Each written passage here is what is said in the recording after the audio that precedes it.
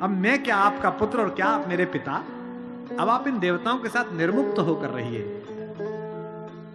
जो बंधा रहे वो मानव और जो मुक्त हो जाए वो देवता।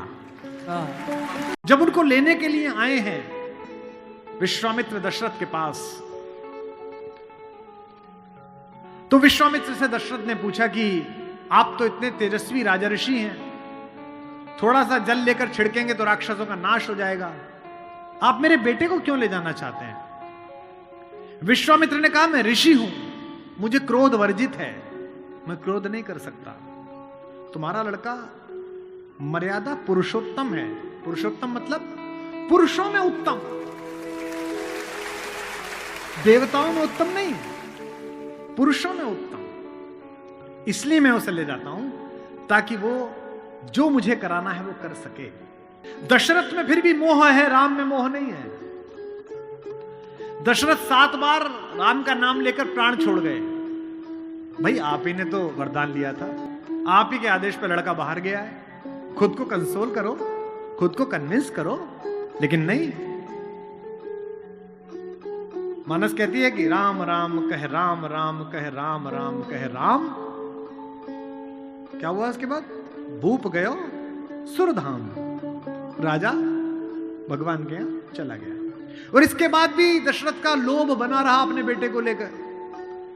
जब रावण का वध कर लिया राम ने, तो आकाश में सब देवता आए, तो राम के पिता दशरथ भी आए, और मरने के बाद भी बेटे से प्रेम बना रहा। बताइए, राम ने देखा कि सब लोग मुझे प्रणाम कर रहे हैं, सब लोग मेरी प्रशंसा कर रहे हैं, ये जो मेरे पिता हैं ये कुछ ज्यादा भावुक हो रहे हैं, आंसू बह रहे हैं, कांप रहे हैं, बड़े खुश हैं, फूल फेंक रहे हैं। राम को लगा कि इनके अंदर मोह रह गया, मोक्ष नहीं मिलेगा।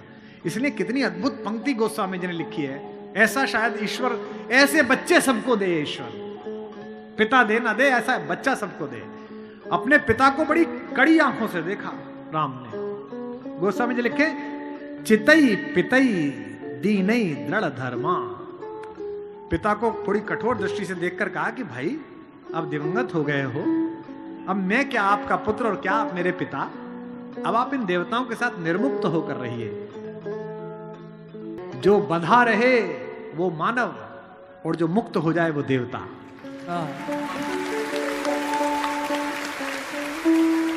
इसीलिए राम चाहते हैं कि उनके पिता मुक्त हो जाएं। राम वन जा रहे हैं, पूरी अयोध्या आंसुओं से भरी हुई है। गोस्वामी जी लिखते हैं, तापस वेश विशेष उदासी, 14 बरस राम वनवासी। 14 साल के लिए राम वन जा रहे हैं।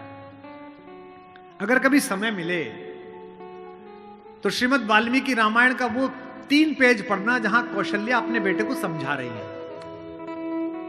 अद्भुत है वो, रोती जा रही है और समझा रही हैं।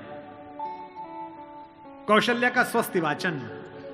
गोस्वामी जी लिखते हैं कि बंदहु कौशल्या दिशि प्राची, प्राची दिशा, पूरब दिशा जैसी मैं कौशल्या को प्रणाम करता हूं। क्यों? जिसकी कोख से ये सूर्य पैदा हुआ है। क्योंकि सूर्य कहां से निकलता है? पूरब से निकलता है। कीरति जासु सकल जग माची। कौशल्या स्वस्ति वाचन कहती हैं। भरा हुआ कंठ है, आंसू बह रहे हैं, और राम से कहती हैं कि हे राम, जंगल में प्रकृति तेरी सरीसृपों से रक्षा करे, सांपों से रक्षा करे।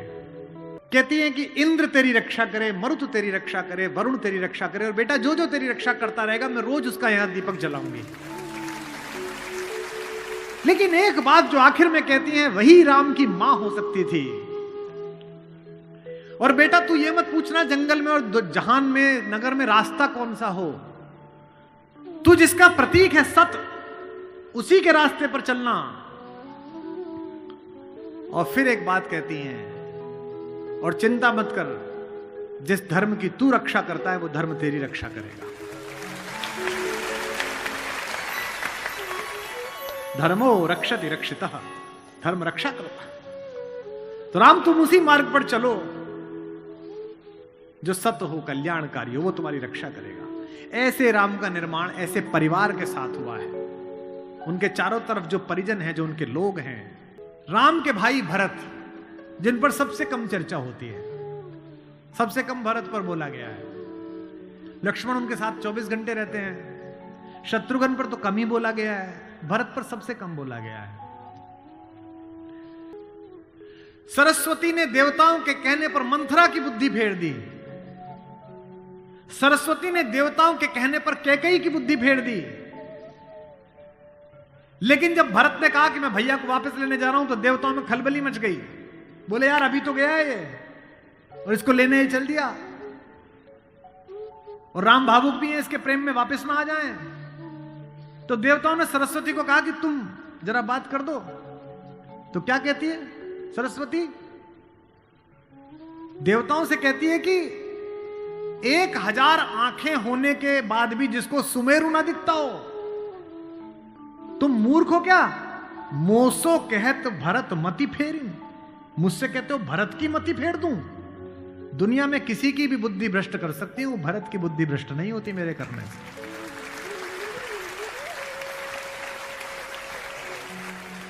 भरत जब भैया को ढूंढते हुए निकले तो पूरे खानदान को लेकर निकले। भरत ने कहा किसी की तो मान लेंगे, कौशल्या की मान लेंगे, ससुर को भी लेकर गए।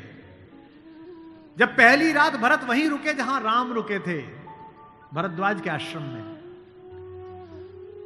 सुबह चलते समय भरत संकोच में थे, तो भरद्वाज ने कहा कि राजन, क्योंकि राजा हो चुके थे, आपके चेहरे पर संकोच है। तो भरत ने डरते हुए कहा कि महर्षि मैं डरा हुआ हूं, मेरी मां ने इतनी बदतमीजी की बात कर दी, मैं बाहर था। भरत को नहीं बताया गया था कि पिता दिवंगत हो गए, पता है आपको ये बात नहीं? भरत को संदेश भेजा गया था तो उसमें यह नहीं कहा गया था कि पिता एक्सपायर कर गए, यह कहा गया था कोई इमरजेंसी है, घर आओ।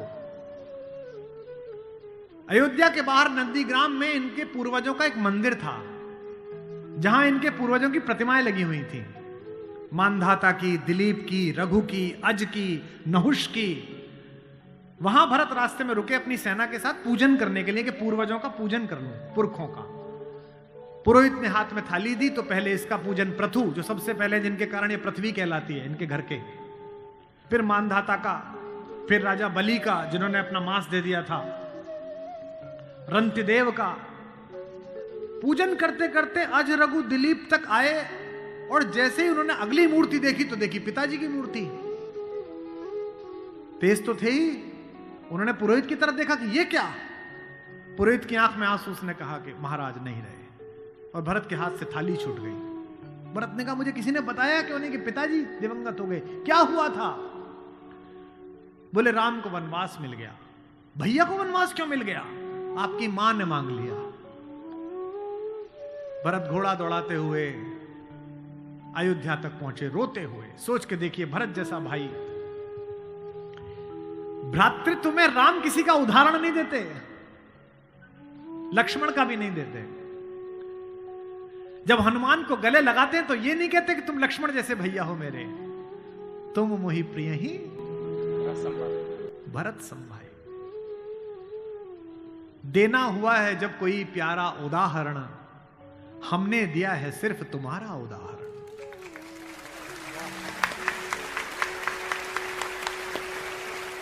कि भरद्वाज से भरत ने पूछा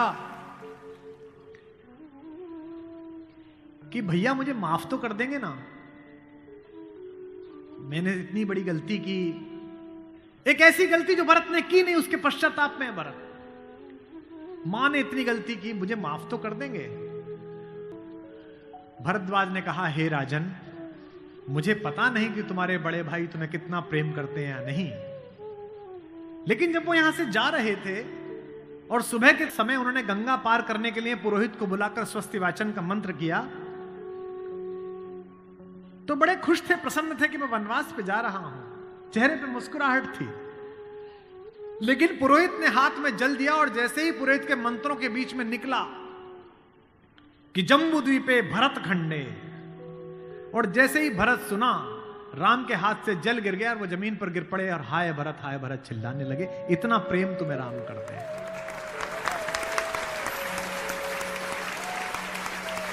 राम करुणा से भरे हुए, इसीलिए करुणा निधि है। इसीलिए कहता हूं कि इस कहानी से पॉलिटिक्स सीखिए, इस कहानी से स्ट्रेटेजी सीखिए, इस कहानी से ह्यूमन वैल्यूज सीखिए, फैमिली वैल्यूज सीखिए। और जो राजनीति में लोग काम करते हैं उनसे भी अनुरोध है कि सदा जनता की भावनाएं ही सत्य नहीं होती। इस देश का पहला लोकतंत्र का मानक गढ़ा राम ने, जिसने कहा कि जनता ही सदैव सत्य नहीं है, नीति सत्य है। मैं इसको सिद्ध करके बताऊंगा अब आपको। जब राम जंगल गए तो सब दुखी थे, सब परेशान थे, हर आदमी उन्हें लौटाना चाहता था।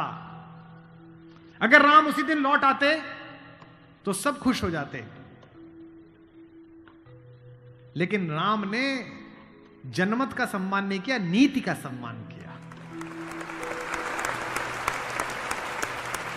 जब पहली बार चित्रकूट पहुंचे तो वन देवी उनका स्वागत करने के लिए आई।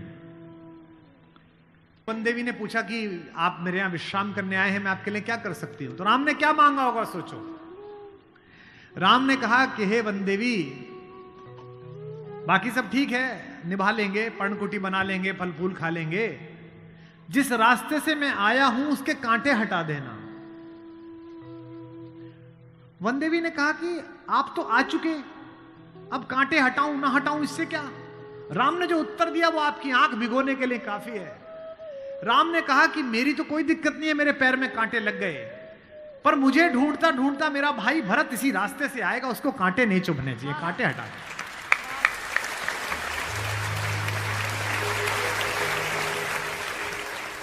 तो वन देवी को जिज्ञासा हुई। वन देवी ने कहा कि यथाज्ञा पयति महाराज, हे महाराज, आपने जो आज्ञा दी मैं कर दूंगी। एक छोटी सी मेरी जिज्ञासा है, क्या अयोध्या का राजा, अयोध्या की चतुरंगिणी सेनाओं का सेनापति, दशरथ का पुत्र, राम का छोटा भाई भरत इतना नाजुक है कि रास्ते में चलेगा तो उसके कांटे चुभ जाएंगे? राम ने कहा नहीं, वो तो वज्र के समान है, उसकी छाती से टूटकर तो इंद्र का वज्र टूट जाता है, ये कांटे उसे परेशान नहीं करेंगे। वन देवी ने कहा फिर क्यों हटा दूं? बोले परेशानी यह है कि जब उस रास्ते पर आएगा, अगर एक कांटा भी चुभा तो उसका दिल यह सोचकर टूट जाएगा कि मेरे कारण मेरे भैया को इन कांटों को झेलना पड़ा है।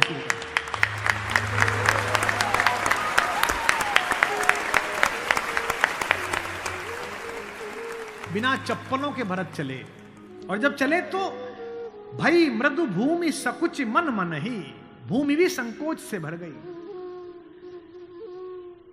कोमल चरण चलत बिनु पनहि, कोमल चरण चलत बिनु पनहि, भई मृदु भूमि सुकुचि मन मनि। इसका मतलब ये है कि भगवान स्वयं कष्ट सह सकते हैं, पर जो उन्हें प्रेम करता है वो कष्ट सहे, ये उन्हें स्वीकार नहीं।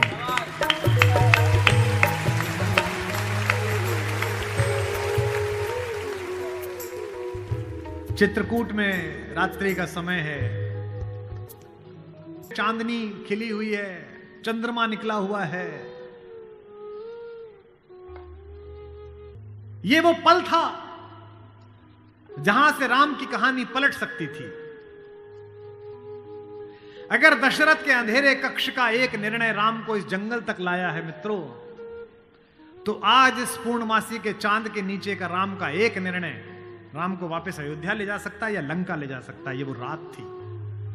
मुझसे कोई पूछता है कि राम कथा की सबसे महत्वपूर्ण रात्रि कौन सी है, जिस दिन लक्ष्मण को मूर्छा आई वो भी महत्वपूर्ण नहीं थी, क्योंकि पता था कि बच जाएंगे। जिस दिन सीता का अपहरण हुआ वो रात्रि भी महत्वपूर्ण नहीं थी। यही रात महत्वपूर्ण थी, यही रात अंतिम, यही रात भारी, जिसमें भरत, शत्रुघ्न, तीनों माताएं, गुरु वशिष्ठ, ससुर साहब, सास, सब आए हैं कि बस राम लौट चलो। तदनंतर बैठी सभा उटज के आगे, नीले वितान के तले दीप बहु जागे, टकटकी लगाए नयन सुरों के थे वे। सब देख रहे थे, परिणाम उत्सुक उन भया तुरों के थे वे। वह चंद्रलोक था कहां चांदनी वैसी। प्रभु बोले गिरा गंभीर गूढ़ निधि जैसी। जब सबने खाना खा लिया, सबने पानी पी लिया, तब भगवान ने सबको बिठाकर पूछा। क्या सवाल पहला?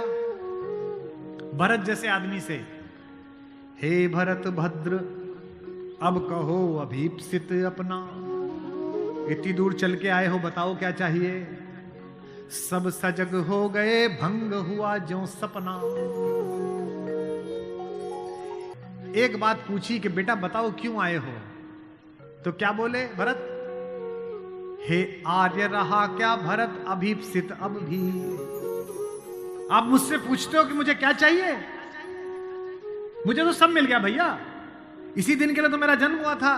पिताजी मर गए मेरे कारण, आप जंगल में बैठे हो मेरे कारण, सोने के आभूषण पहनने वाली मेरी भाभी एक वलकल पहने हुए मेरे कारण, जिसके सर पर अयोध्या का राजमुकुट होना चाहिए था उसके सिर पर जटाजूट है मेरे कारण।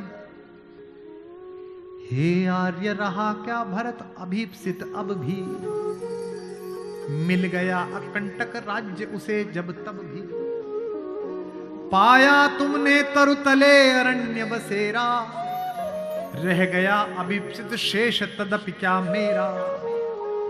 और मैं इसलिए भरत पर फिदा हूं कि भरत इतिहास का अकेला पात्र है जिसकी गलती नहीं है फिर भी प्रायश्चित कर रहा है।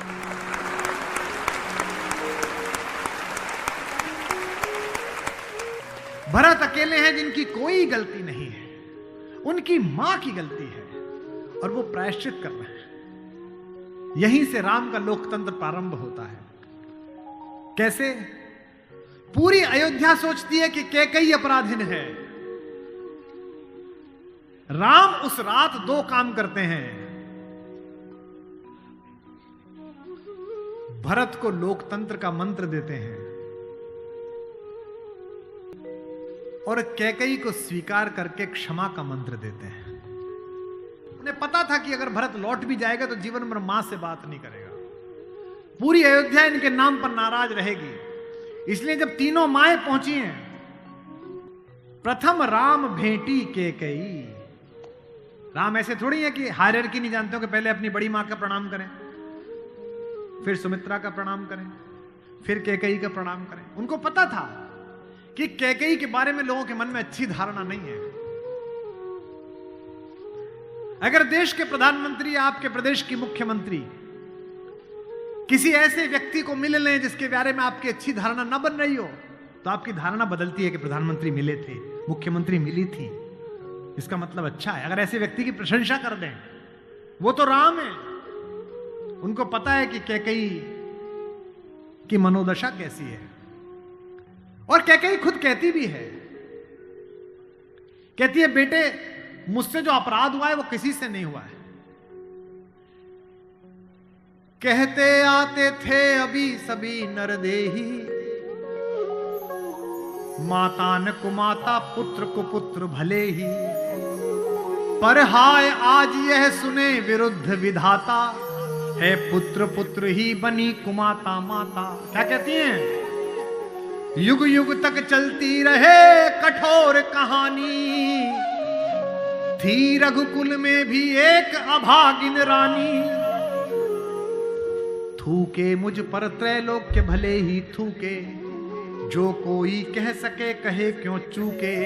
लेकिन एक बात मांगती हूं राम तेरे दरबार में, छीने न भरत का किंतु मातृपद मुझसे, रे राम दुहाई करूं और क्या तुझसे।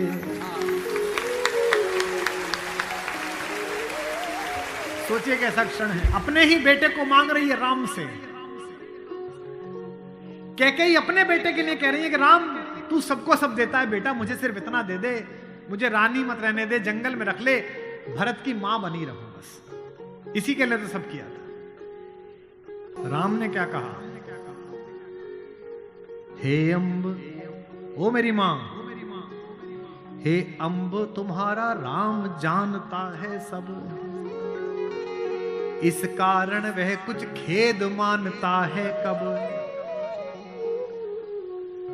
फिर राम को याद दिलाया कैकेयी ने कहा बेटा तुझे याद है तू आधी रात उठ के भाग जाता था मेरा सपना देख के। कौशल्या से कहता कि मां मैंने छोटी मां का सपना देखा है, मुझे छोटी मां के पास छोड़ के आओ।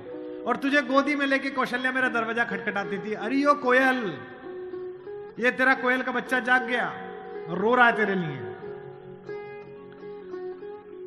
होने पर बहुधा अर्धरात्रि अंधेरी, होने पर बहुधा अर्धरात्रि अंधेरी, जी जी आकर करती पुकार थी मेरी। लो कुहुकुनी, ओ कोयल, लो कुहुकुनी तेरा कुहुक राम यह जागा। लो कुहुकुनी अपना कुहुक राम यह जागा। निज मंजली मां का स्वप्न देख उठ भागा।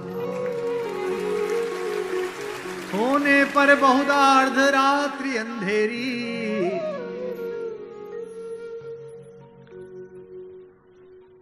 राम ने क्या कहा? मैं वही राम तू वही कैकेयी मेरी। कि 100 बार धन्य वह एक लाल की माई। कौन?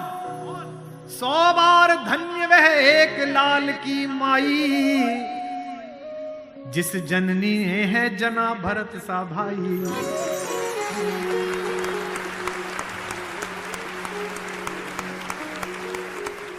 पागल सी प्रभु के साथ सभा चिल्लाई।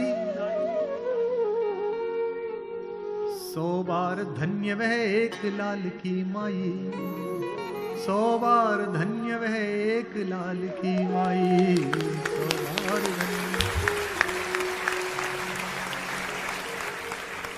कौशल्या से लेकर जनक तक सबका बहुमत राम को लौटाने का था, लेकिन राम नीति के साथ रहे। जनमत की उपेक्षा नहीं है। भरत जैसा भाई पाना, लक्ष्मण जैसा भाई पाना, कैसे कैसे चरित्र है भाई। एक भरत की पत्नी है मांडवी, उनका जिक्र नहीं होता।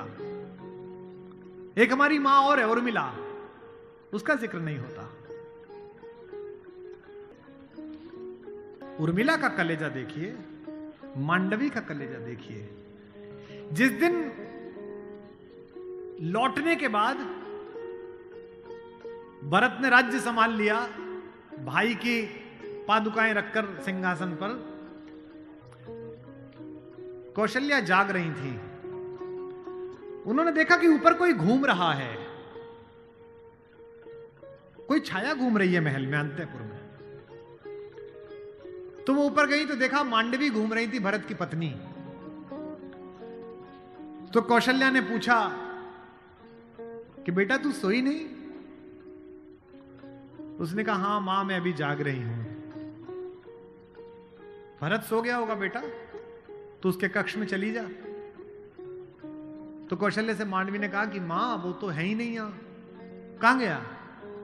बोले उन्होंने कहा कि भैया जब तक जमीन पे सोएंगे, भैया जब तक जंगल में रहेंगे, मैं महल में नहीं रहूंगा। वो अयोध्या के बाहर जो नंदीग्राम दिखता है ना, वहां दूर, वहां उन्होंने कुटिया बना ली है, प्राइम मिनिस्टर ऑफिस वहीं बना लिया, वहीं फाइल मंगाते हैं। तुझे नहीं ले गया?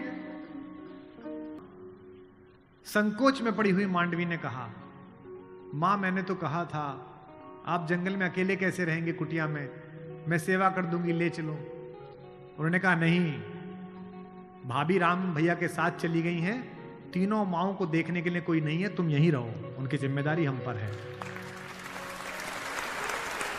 कौशल्या ने कहा कि बेटा सो जा। बोले मां वो उनकी कुटिया दिख रही है, उसमें अभी दीपक जला हुआ है, यानी कि वो अभी काम कर रहे हैं। एक बार वो दीपक मंगल हो जाए, अंधकार हो जाए, तो मैं भी जाकर सो जाऊंगा। ऐसी मांगी।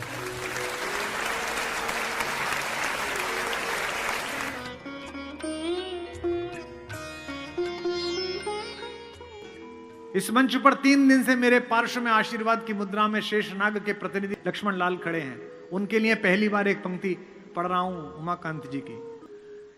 उसमें उन्होंने कहा कि दुनिया में हर आदमी की परछाई काली है, एक राम ही पृथ्वी पे आए जिनकी उजली परछाई है, जिसे लक्ष्मण कहते हैं।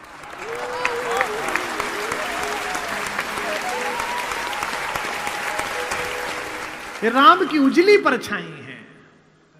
बाबा ने अच्छी बात लिखी है, 12 से निज हितपति जानी, लक्ष्मण राम चरण रति मानी। मेरा एक बड़ा प्रिय कवि है, बच्चा वो लखीमपुर से आगे एक गांव में रहता है, ज्ञान प्रकाश आकुल। ज्ञान ने छंद भेजा, रात सुनिएगा। चारों बच्चे पैदा हुए थोड़े थोड़े अंतर पर, पालने में लिटाए गए कि पालने में लखन व राम जी लिटाए गए। लेटते ही करुणा सदन चुप हो गए। राम तो लेटते ही चुप हो गए, हल्का सा पालना हिला। वशिष्ठ खड़े हैं, दशरथ खड़े हैं, माएं खड़ी हैं, मंगल स्वस्ति चल रहा है। दृश्य सोचिए कैसा है कि पालने में लखन व राम जी लिटाए गए, लेटते ही करुणा सदन चुप हो गए। किंतु लक्ष्मण कुछ ऐसा तेज रोए उन्हें, रोता देख धरती गगन चुप हो गए। बहुत रोए। राजवैद्य आए कोई रोग न बता सका तो, राजवैद्य आए कोई रोग न बता सका तो, ज्योतिषी भी करके यतन चुप हो गए। और लक्ष्मण कैसे चुप हुए रोते हुए? गुरु ने उठाया और लखन को राम के चरण में लिटाया तो लखन चुप हो गया। गुरु ने उठाया और लखन को राम के चरण में लिटाया तो लखन चुप हो गए। और वो नोएडा वाले, मैंने परसों बताए थे आपको कि कुमार जी अपने अपने राम करानी है। इनका क्या हो गया? और छोटे भाई से मुकदमा चल रहा था जमीन का, वो जीत गया।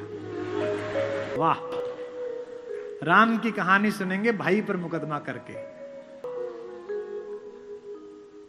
नैतिकता को कोई कुआं भी ना मिले जिसमें डूब के मर जाए। दूसरी मां हमारी मां सुमित्रा।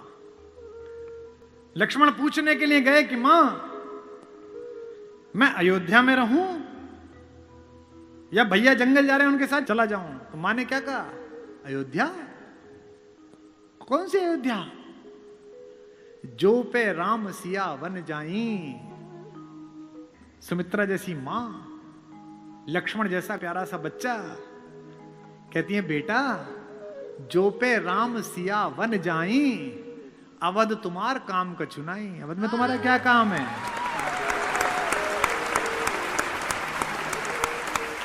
जहां राम है वहीं अयोध्या है। अवध तुम्हारा काम का चुनाई। और राम तो फिर भी हमारी मां के साथ है, सीता के। एक सत्संग है, एक स्नेह की डोर है।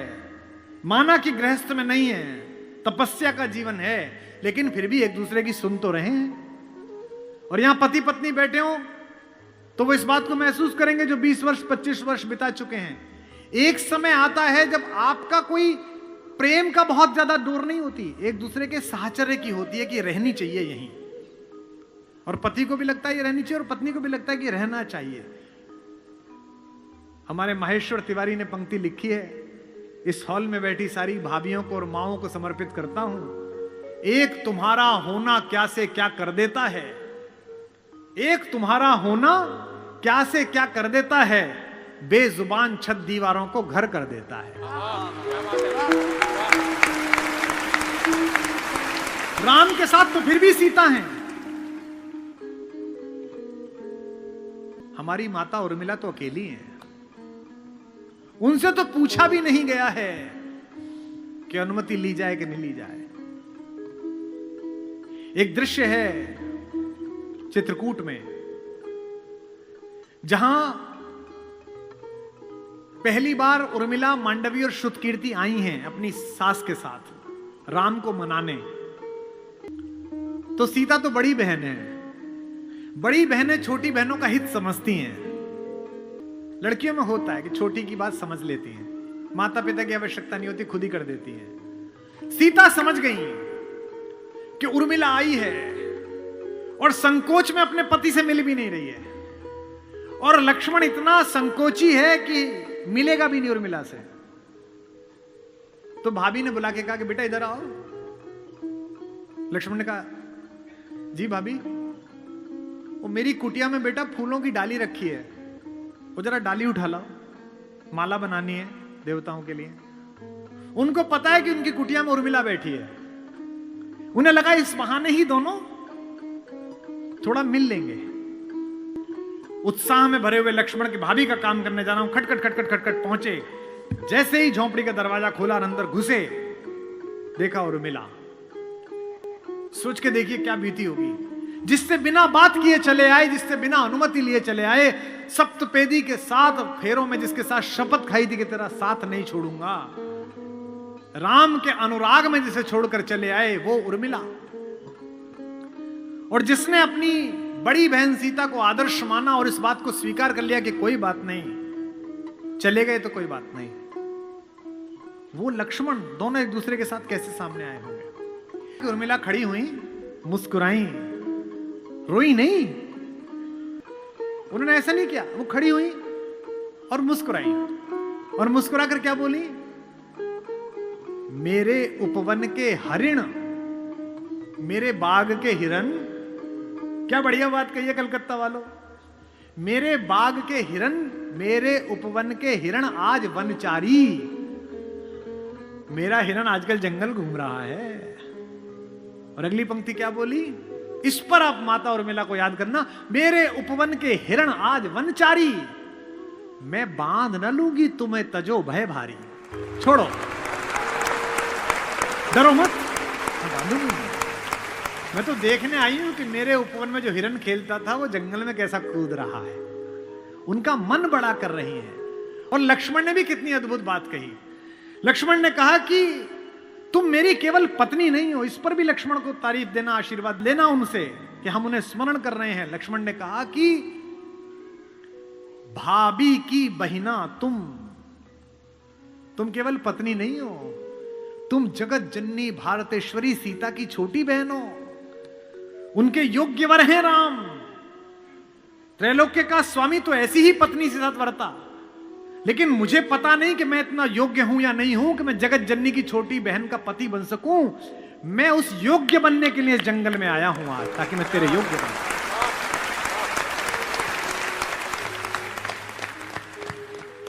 भाभी की भगनी तुम केवल अर्थ नहीं मेरे उपभोग। तपने दो वन में कुछ मुझको, बनने दो केवल निज योग्य। मुझे थोड़ी तपस्या करने दो, अपने लायक बनने दो। तुम तो कौन हो, मेरी पत्नी थोड़ी हो तुम पहले सीता की बहन हो, खानदान। और मैं केवल राम के पीछे चलने वाला एक लड़का। मुझे इस लायक तो बनने दो कि सीता माता किसी को परिचय कराएं और कहें कि ये मेरी छोटी बहन का पति है। ऐसी योग्य तो बनने। और लोग भी कैसे कैसे, भाई छोड़िए, पत्नी छोड़िए, पिता छोड़िए, माता छोड़िए, शत्रु भी कैसा भाई। इस कहानी का तो विलेन भी कितना खूबसूरत है, कितना कमाल का विलेन है। उत्तम कुल पुलस्त मुनि नाती, पुलस्त का नाती है भगवान शंकर का अनन्य भक्त। दशग्रीव, 10 सिर नहीं है उसके, ये सम्मित है, ये जो रामलीला में लगा देते हैं। 10 दिमागों के बराबर का आईक्यू है। जिसके ऊपर 10 सिरों की कृपा चलती हो, 10 काम एक साथ करता हो, 10 तरह से सोचता हो, उसका नाम दशानन है। 10 सिर वाला है वो। 9 ग्रह उसके चरणों में लेटे हुए हैं। शनि के ऊपर तो पैर रखे बैठा है। फिर भी राम से हार गया। क्यों हार गया, कारण बताता हूं। राम इच्छाओं से मुक्त हैं और रावण इच्छाओं के पाश में बंधा हुआ।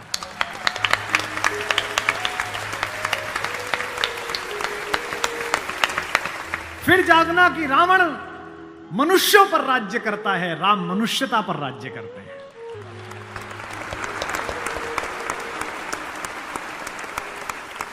आपको पता है कि जब भगवान ने युद्ध शुरू किया तो पूजा की। राम ने कहा जामवंत से, जामवंत सबसे सीनियर हैं, वो भी ब्रह्मा जी के पोते हैं, रावण के दादाजी के दोस्त हैं, पुलस्थ मुनि के नाना के। कहा कि प्रभु महाराज जामवंत जी, मैं युद्ध करने जा रहा हूं, उससे पहले मैं पूजा करना चाहता हूं। जामवंत ने कहा करिए महाराज। तो बोले मेरे आराध्य तो शंकर हैं, शंकर राम की पूजा करते हैं और राम शंकर की पूजा करते हैं। इस कहानी से बड़ा समन्वय किसी का नहीं हो सकता। जामवंत ने कहा पूजा कर लीजिए महाराज। बोले मुझे एक ऐसा पंडित चाहिए जो शैव हो, शिव को मानने वाला, और मैं वैष्णव हूं तो वैष्णव भी हो। उन्होंने कहा कि इस जंगल में, इस युद्ध क्षेत्र में ऐसा कोई पंडित कहां मिलेगा भगवान। तो उन्होंने कहा पूजा कैसे होगी फिर। जो जामवंत ने कहा एक पंडित मेरे ध्यान में है, पर वो आपका पुरोहित बनेगा नहीं। बोले कौन। बोले पुलस्त मुनि का नाथी महारथी रावण, वो शिव का भक्त है और वैष्णव भी है, उससे करा लीजिए। सोचिए जिसको हराने जा रहे हैं उससे पूजा। राम ने जामवंत से कहा कि महाराज पूछ के तो आइए, अगर महापंडित रावण आज्ञा दे दें इस यज्ञ के लिए तो मैं कर लूं। रावण को पता चला कि जामवंत बुलाने आए हैं। रावण ने अपने सैनिकों से कहा कि जैसे ही दादा जामवंत आए कोई उनसे प्रश्न ना करे, उन्हें बस महल का मार्ग दिखा दे, हाथ जोड़ के सब चरण छुएं। जामवंत पहुंचे, रावण किले के द्वार पर चरण छूने आया, कहा कि पितामह मैं आपको प्रणाम करता हूं, मैं धन्य हुआ कि आप पधारे। जामवंत ने कहा कि मैं बहुत प्रसन्न हुआ तुम्हारी अतिथि सेवा देखकर। बिठाया, पूछा कैसे आए हैं। जामवंत ने कहा मैं एक इच्छा लेकर तुम्हारे पास आया हूं। एक मेरे साथ 2 जजमान हैं, वो एक यज्ञ करना चाहते हैं युद्ध शुरू करने के लिए। उन्हें एक ऐसे पंडित की आवश्यकता है जो शैव भी हो और वैष्णव भी। तुमसे अधिक गुणी व्यक्ति तो पृथ्वी पर नहीं है, क्या उनका पुरोहित बन सकोगे। क्या पूछा रावण ने, पहला क्या करैक्टर है, वाह। रावण ने कहा जहां तक मुझे सूचना है आपके दोनों यजमान अयोध्या के निर्वासित राजकुमार राम और लक्ष्मण तो नहीं है। जामवंत ने कहा हां दशशीष वे ही दोनों हैं, क्या आप स्वीकार करेंगे।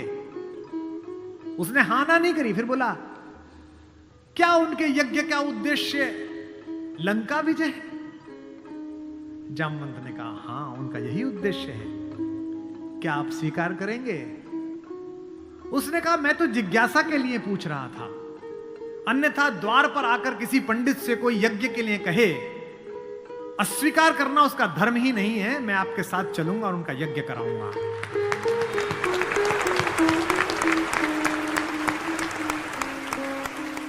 जामवंत ने कहा कि क्या मुहूर्त निकला। उसने नवग्रहों को बुलाया, बोले इधर बैठ, तू इधर बैठ, तू इधर बैठ। वो तो अपने ही हाथ में था, तू मिनिस्टर ऑफ स्टेट, तू फुल कैबिनेट। बता कितने बजे। बोले जी सुबह 5:30 बजे ब्रह्म मुहूर्त में, जिसमें हम पैदा हुए। तो उसने कहा ठीक है 5:30 बजे का मुहूर्त निकला, मैं 5 बजे आ जाऊंगा। जामवंत ने कहा आचार्य हो गया अब तो रावण। आचार्य पूजा के लिए क्या व्यवस्था करनी है, क्या सामग्री लाऊं। उसने कहा आपके यजमान, मेरे यजमान जंगल में हैं, अगर यजमान के पास पूजन सामग्री ना हो तो पंडित का धर्म बनता है कि वो पूजन सामग्री लेके आए, तो मैं लेके आऊंगा। उसने अपने पुत्र मेघनाथ को जगाया, इंद्रजीत को, और कहा बेटा अशोक वाटिका जाओ, अशोक वाटिका जाओ और सीता से कहो मैं उसे मिलना चाहता हूं, एक विशेष प्रयोजन है।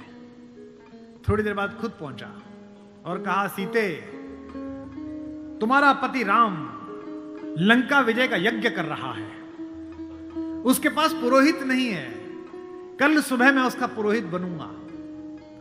लेकिन एक विवाहित व्यक्ति की पूजा अधूरी है अगर उसकी पत्नी उसके पार्श्व में ना बैठे। क्योंकि तुम उसकी पत्नी हो, तो सुबह ये इंद्रजीत रथ लेकर आएगा, तुम स्नान करके नया वस्त्र पहनकर इस रथ में बैठ जाना। क्योंकि मेरे यजमान की पूजा पूर्ण होनी चाहिए, मैं अपूर्ण पूजा का पुरोहित नहीं हूं। और कहा कि तुम्हारी लंका से मुक्ति केवल पूजा तक की है, पूजा होते ही उठना और इसी रथ में वापस बैठकर अशोक वाटिका में आ जाना। क्या तो सीता, क्या राम और क्या रावण, क्या कहानी है ये। सुबह यही हुआ, शिवलिंग की स्थापना हुई। बालुका की मृत्यु से एक विग्रह बनाया राम ने अपने ओजस्वी हाथों से। राम आजानुबाहु हैं, घुटने तक हाथ आते हैं उनके, ये पुरुषोत्तम का लक्षण है। महाराणा कुंभा वे भी आजानुबाहु थे। कभी कुंभलगढ़ के किले में जाइए, 3 फीट का शिवलिंग है, नीचे बैठ के अपने ही हाथ से लोटे से रुद्राभिषेक करते थे बिना उठे। वे भी सूर्यवंशी थे, राम आजानुबाहु थे। उन्होंने अपने बड़े बड़े हाथों से शिवलिंग तैयार करा। धोती पहने हुए, तिलक लगाए हुए तेजस्वी रावण पहुंचा। राम और लक्ष्मण ने आसन से खड़े होकर अपने पुरोहित को प्रणाम करा। आचार्य, मैं दशरथ का पुत्र राम अपने छोटे भाई लक्ष्मण के साथ आपको प्रणाम करता हूं। दोनों ने पैर छुए रावण के और कहा कि आचार्य आसन ग्रहण करिए। आचार्य ने पूजन प्रारंभ किया। ओम गणपति गंगावाय। अब ये कि पत्नी कहां से आए? आचार्य ने पूछा राम से। मेरे यजमान विवाहित हैं? राम ने कहा हां आचार्य मैं विवाहित हूं। अपनी धर्म पत्नी से कहिए कि वो आपके पार्श्व में आकर बैठे। राम ने कहा आचार्य मेरी धर्म पत्नी मेरे साथ नहीं है। तो जामवंत ने कहा आचार्य पूजा कैसे होगी? बोले पितामह मैंने आपसे कहा था कि किसी यजमान के पास अगर सामग्री किसी भी तरह की पूरी ना हो, कोई व्यवस्था पूरी ना हो, तो आचार्य का धर्म है कि वो पूरी व्यवस्था बना के लाए। बेटा इंद्रजीत, यजमान की पत्नी को उनके पार्श्व में स्थापित करो। अपहरण गई हुई मां हमारी जगत जननी भारतेश्वरी पार्श्व में बैठी। पूजन प्रारंभ हुआ, सारी अर्चना हुई और पूजन के बाद रावण ने कहा कि मैं आप दोनों यजमानों को आशीर्वाद देता हूं कि आप दोनों जिस संकल्प के कारण ये पूजा कर रहे हैं, आज सारे देवता उपस्थित होकर आपके संकल्प को पूर्ण करें। मैं आशीर्वाद देता हूं। हमारे गांव में गीत गाया जाता था, बना पुरोहित रामचंद्र का जय का वर दे आया। जब चलने लगे तो राम ने पूछा, बोले आचार्य दक्षिणा? तो आचार्य हंसा। बोला त्रैलोक्य की संपदा आपके आचार्य के पास है, कुबेर का रथ आपके आचार्य के पास है, ऐसे में मेरा वनवासी मुझे क्या दक्षिणा देगा मेरा यजमान? तो राम ने कहा कि मैं रघुवंशी हूं, दक्षिणा के बिना पूजा कराना मेरे लिए निष्फल हो जाएगा, आप दक्षिणा तो मांगिए। तो रावण ने कहा कि मैं आपसे समय पर दक्षिणा मांग लूंगा। राम ने कहा उस समय में देने योग्य बचा या ना बचा? आचार्य बता तो दीजिए कि दक्षिणा क्या है। आचार्य ने जो दक्षिणा मांगी उस पर रावण को भी राम की तरफ से प्रेम भेजा जा सकता है। आचार्य ने कहा मेरी दक्षिणा यही है कि आचार्य का जब अंतिम समय आए तब दोनों यजमान मेरे सामने उपस्थित रहें। एक अंतर समझ लेना राम और रावण में। आप ढूंढना आपके अंदर रावण है कि राम है। राम के पास जो है वो पर्याप्त है और रावण को जो प्राप्त है वो पर्याप्त नहीं है। रावण के पास पंचकन्याओं में पूजित हमारे मेरठ की पंचकन्याओं में सबसे सुंदर स्त्री मंदोदरी जैसी सती मां उनकी पत्नी है, लेकिन उसके बाद भी जंगल में घूमते हुए एक तपस्वी की वलकल पहने हुए युवती को अपनी रानी बनाना चाहता है। लेकिन युद्ध के आखिरी दिन जब रावण पड़ा हुआ है, नीचे निश्चेष्ट उसका शव पड़ा हुआ है, तो मंदोदरी ने विलाप करने के बाद पूछा वो कहां गया जिसने इसे मारा? लोगों ने कहा वहां बैठा। समुद्र के किनारे शाम ढल रही है, सूरज डूबने वाला है और रघुवंशी राम उदास एक पत्थर पर बैठे हुए कि इतना रक्तपात क्यों हुआ, दुखी है राम लाशों को देखकर। मंदोदरी गई, कमांडो खड़े हुए हैं उनको रोकने के लिए, लेकिन देखा कि माता मंदोदरी आ रही है तो पुलिस वाले हट गए, वानर हट गए, पीछे से पहुंची। चिंताग्रस्त राम ने अचानक एक स्त्री की छाया देखी जो पैर के आसपास आ रही है। राम सचेत होकर उठे और पलटकर कहा कि देवी मैं आपको प्रणाम करता हूं। इस निर्जन रण क्षेत्र में आप कौन हैं? मंदोदरी ने कहा, हे राम, मैं रावण की दुर्भाग्यशाली पत्नी मंदोदरी हूं।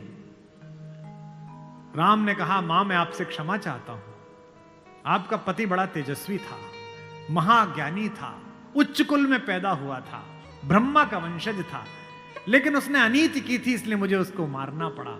मैं आपके इस शोक के लिए क्षमा चाहता हूं। मंदोदरी ने कहा, मैं इसलिए नहीं आई कि मैं तुम्हें कोसूं। राम ने पूछा, फिर किस लिए आई मां? मंदोदरी ने कहा, मैं देखने आई थी कि जिसने पूरी दुनिया पराजित कर दी, जिसने तेरे पूर्वज मानधाता तक को स्वर्ग में जाके चुनौती दे दी, जो कुबेर को कालर से पकड़ के नीचे ले आया, उस महापराक्रमी को हराया किसने? ऐसा उसमें क्या है जो मेरे पति में नहीं था? तो राम ने पूछा कि मां, आपको पता चला क्या है? बोले, हां, पता चल गया, आने से पहले ही पता चल गया। राम ने पूछा, क्या अंतर है? बोले, राम, एक मेरा पति था जो मेरी जैसी सुदर्शना होते हुए भी तेरी पत्नी चाहता था। एक तू है कि पीठ पर से भी परिस्त्री की छाया पड़ी है तो उठकर खड़ा हो गया है। ये उसमें तुझ में अंतर है।